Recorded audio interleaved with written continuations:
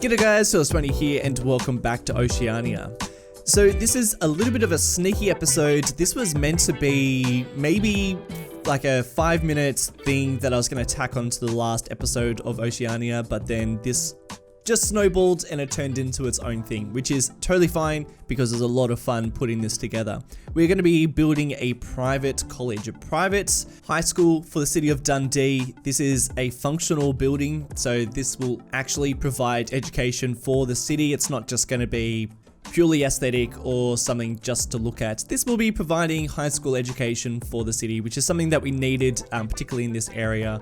But I am using some assets from the university's DLC, and the reason why is because these assets are really fantastic and honestly very underutilized, because you only tend to build one university within your city and then the rest of the buildings don't really get used. So with the wonders of procedural objects, I am turning these buildings that I am playing with down here, I've turned them into PO, and then that way, rather than being buildings, university buildings, they are instead props, and then you can manipulate them however you like. And that's a really great way of using more of the university's buildings or university DLC buildings, rather than just building the ones for the campus. So that's what we are doing. This so far is a bit of a jumble of buildings. I am still sort of figuring out how I'm going to piece this thing together, what it's going to look like. I kind of wanted it to look as if it had evolved over time. So as if this building sort of once started as a much smaller school that was closer to the corner road up there. And then it's sort of just expanded, you know, they've added extra buildings as the city has expanded and they've had more enrollments.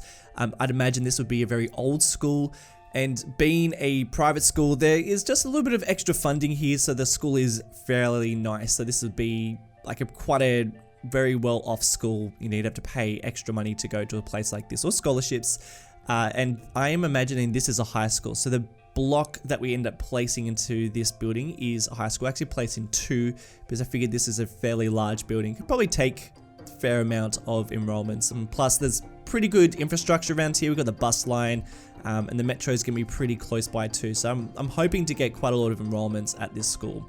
And you know, I know educational systems in every country is quite different, but in Australia we have primary school, which is like elementary school, and then we have high schools.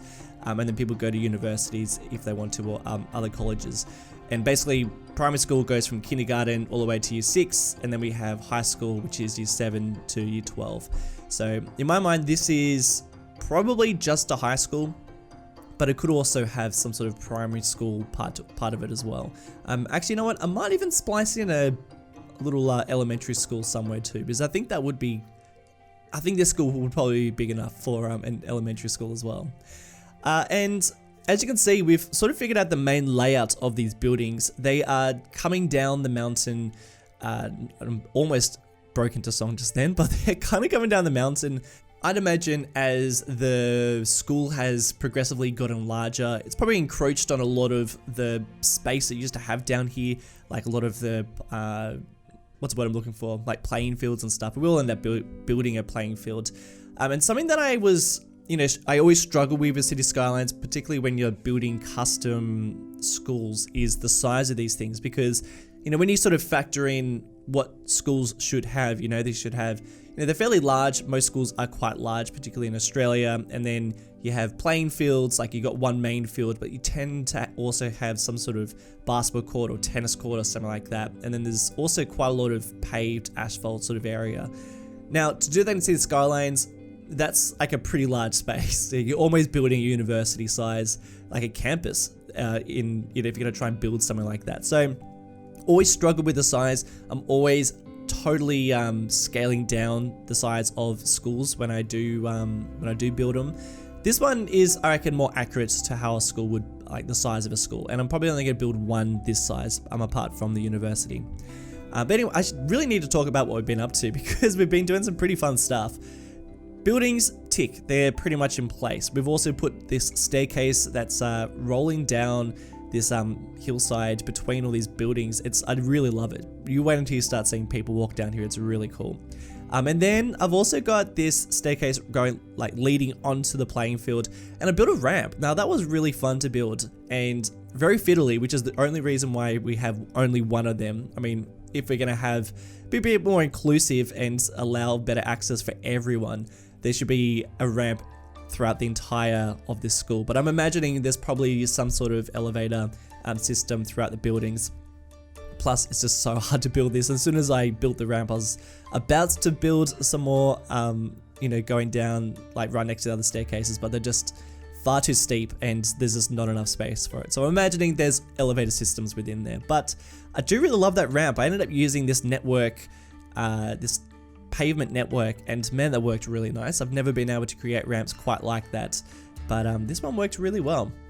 But as you can also see, I am struggling with the terrain around here. Of course, this is not a flat area. This is incredibly steep and very fiddly to work with. And this is very much the case when I'm trying to use ploppable pavement, because they want a very nice flat surface, and that's just not really possible. So I'm able to do that when I make like a platform and the stairs are able to provide access. But when you get back down to this ground level and everything's all wobbly and wavy, it's really hard to do it. So I'm more using decals around here.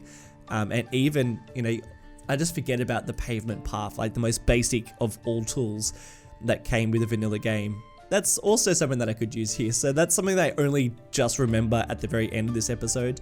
And I'm like, oh, okay, that would have been really useful right about now.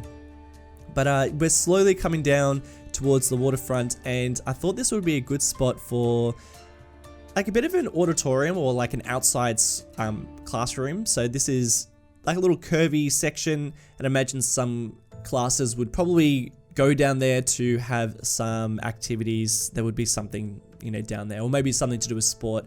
That's also a sports shed right there. Another fantastic asset. All these buildings are so great, and they're actually quite versatile, particularly when you're trying to build other types of schools. And some of these smaller ones work really well for creating just those smaller buildings that can get placed between these larger ones. Here we had this like little space. I didn't really know what to do with it, so I ended up placing two tennis courts here. Now this was kind of tricky to piece together, and you can see there's a tiny overlap there, but that's fine. I actually ended up using procedural objects just to convert one of these tennis courts into a PO, and then I'm able to like just sneakily cover that up. I don't think I'd do that on camera, but it gets covered up, and it's kind of nice when it does. But yeah, they're just like on that corner. It's really quite fun the way they're interacting like that, and they're still functional, by the way. We end up actually, I think I've already done it, but I've created all this into a park, so people will visit it. That's one way I get people to actually walk around these grounds is just turn it all into a park, and people want to visit all around, the different areas. Particularly this tennis court. Fortunately, no one's actually playing on it, but they're around and there's people visiting it, trust me. But I've also turned it into blue. I figured we needed a bit of a change of color. We've got a lot of green grass around here, so I figured blue would be a little bit better. And I'm having a really great time just using some of these retaining walls. I think it might be Mac Walshman who created them. But because I've been working in Marble Mountain for so long, and I've only got one retaining wall that I'm subscribed to, it's so nice actually having a few extra ones just to play around with. I've also, the wall that's dividing or providing a little bit of like a barrier from the outside world and the school and the tennis courts. There should be a net there, but because of the land, it's a little bit tricky to place a net there, so I've just created a wall.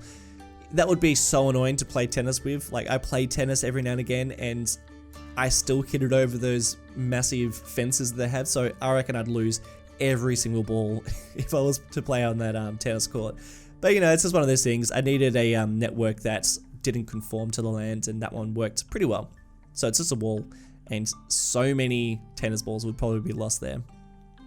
I've also just before created a bit of a seawall down there. We're going to come back to that area, but in my mind that's public space, so that's actually not owned by the school, but I reckon the school would use it quite a lot during school hours.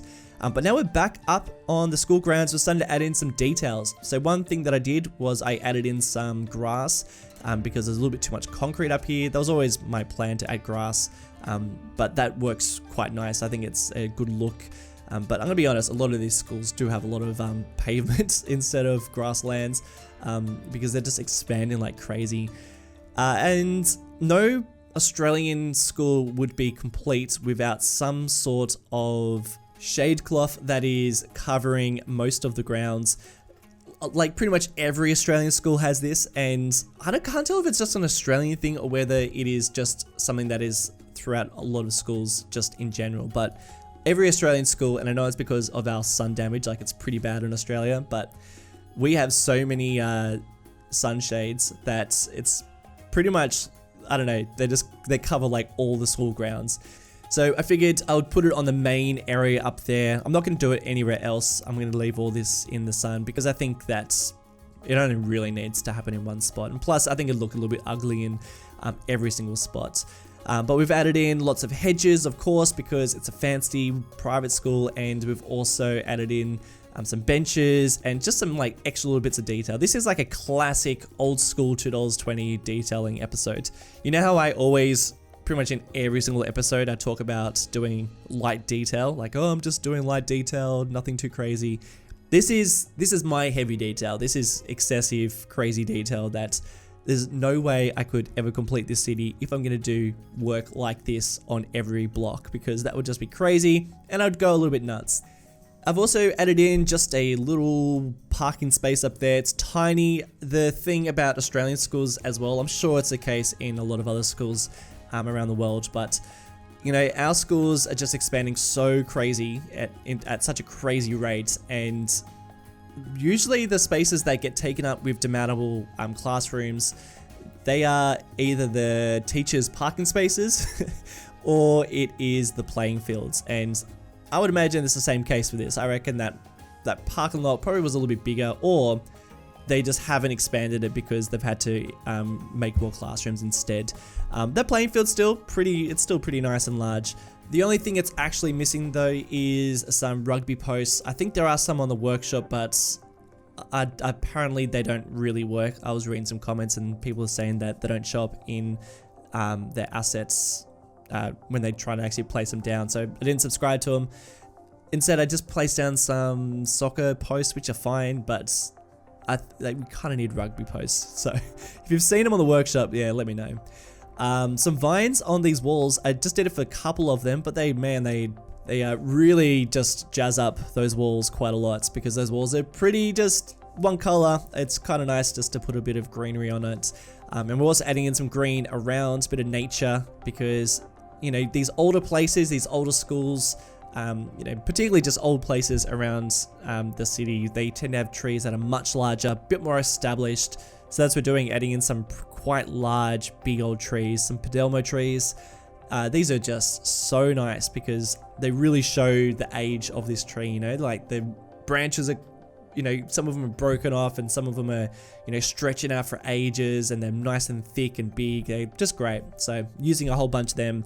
But also, you know, some flowers amongst there, and I think it's just a bit of privacy as well, because I think we do need a bit of privacy, because this space down here, this is actually public space, so this is like general public, and I'm gonna like create a bit of a walking trail around there, because I think it'd be a really nice spot to, you know, have like a big loop going around, particularly through some of these headlands and around some of the neighborhoods. I think that would be a big walk. But now we're adding in this pathway. You might be thinking, why? Like, that looks terrible. What are you doing? Well, what I'm doing is I'm adding in that pathway because I can see it. I can see where it all goes. And then when I've figured out the network, when I've figured out the height of it all, I make it all invisible. And that way people are walking through all this area. They're getting to the tennis courts and the schools, because there's schools spliced into here. There's parks spliced in here. And that way you're actually going to see people walking around. It's not as bustling as a school would be. There's like old people walking around and like adults walking around. So it's probably, I don't know, maybe, I don't know what's going on. Like, you're just going to have to use your imagination, or maybe look from afar, because there's just like random people walking around. But that's like the best we can do. I'm not going to get, unfortunately, school kids just running around here instead. But that's fine. Maybe this is, like, maybe these guys are just like teenagers or something. Except for the old people, I don't know what they're doing in there. They're teachers, of course, they're teachers. But as you can see, I've even like got the pathways going through the doorways, of course, because you know, you don't want people just walking through walls. They got to go through the doorways to get to the classrooms. And I just love it when it starts coming alive, when you start seeing people walking around. I think that just changes everything. And I'm such a functional player, you know, like I don't want to just place things and you just have to use your imagination. I really enjoy knowing that this is providing education for the city. This is providing great land value for this area. There's so much. There's like all parkland in here. There's like 2 schools, 3 schools. So, you know, it's not just props, it's not just buildings, it's not just random. This is like, you know, it's got some meaning towards it, you know, people need this. It causes and creates so much stuff for the city, and I don't know, for me, I just really enjoy that aspect. But anyway, that just about does it for the school. We are now moving to the areas around the school, and what we're building here is the old bridge that used to connect up between the waterway. And yeah, like this is something that we spoke about a while ago, and people were really keen for me to like get around to doing it, and here it is, tacked on to the end of this episode. So basically the story is, this was an old bridge. It's no longer being used. It's too small. They've demolished the bridge, but they've kept the footings, like the base of the bridge where it used to connect up. I even made sure using just a road just to connect them up and then delete it. So they really do connect up.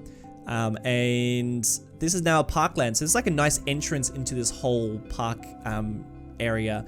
And I've just put some benches here, and of course like the main bridge now is it's like pretty close by. And this is my inspiration from Gladesville Bridge. This is like I drive over every day when I drive to work. And yeah, like I noticed it on Google Earth one time, and I was like, oh, that's really cool. Like that's totally the old bridge. And then yeah, it totally was. So there it is. And it's sort of fun to do something like that. So like, I'm trying to like pull different bits of inspiration from, you know, places that I see, and you know, particularly from Google Earth. And living in Sydney, this is sort of, you know, my way of putting in things that I love about the city. But if you have anything that you think, you know, there's a part of your city that you really love and you'd love to see it within Dundee, like let me know in the comments section, and I'd love to check it out on Google Earth, because or maybe I've ever been there if it's in another part of Australia. So yeah, hit me up in the comments if you've got any ideas of places, like just those little details or those little things that you notice and you think, I love that. That should go in this location. And yeah, hit me up. The last little bit of this build is me actually completely losing steam. Like after all that detail work, I was like, oh, all right, must finish. So the finish line is so close. And I have to admit, I do half of this and then I kind of lose a little bit of interest. So let me know if you want me to keep on like detailing these up quite as much, but I think this might be as much as I do around here, at least for the backyards of these places. But basically just detailing, giving these guys some backyards, because they just look so weird otherwise. In real life, this is how they look, and it's really like a tiered backyard. They're all so different, you know, like no one is quite the same, which means that doing it on City Skylines is going to be really tricky. So this took a little while, like not ages, but it took a little bit, and it was a frustrating build. So you see I've tried to use copy and paste, but it's just not quite as effective, unfortunately. And I have to admit, like I want this to be better. It's not quite as great as I wanted it to be. This might be a fun live stream, but like perhaps, I don't know, like again, hit me up in the comments if you've got any ideas. But at the moment, this is about as much as I did, and then I was like, all right, that's it. That's about as much as I've got in the tank. It's time to move on to more expansion, because one thing I do love about building in City Skylines is building something and then zooming out and seeing how much you've created and going like, yeah, like I've built so much, this looks great, and I'll fly around for 10 minutes just like admiring the work, the changes. Doing something like this, yeah, like you zoom out and you go like, oh man, I've only built, you know, a tiny little weeny like fraction of the city. So it's like less encouraging, but I guess getting nice and close, it does look somewhat decent. But anyway, this is like a bit more of a highly detailed area. We're going to put a ferry down here too, so that we have a bit of public transport. Again, for those people going to the school, if you're living around this neighborhood, this might be a good way to get into the city or visit somewhere else in Dundee. But that's it, guys. Detailed episode, and it was a nice surprise because I didn't expect it to be a whole thing. But that's it, and I hope you've enjoyed it. And if you have, consider giving this video a like or subscribing to the channel if you haven't already. And even if you want to go the next step further, becoming a patron of the channel.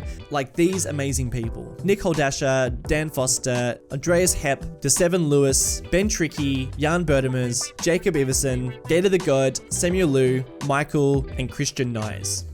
Thank you so much, guys, for watching this episode, and I'll see you all in the next one. Bye!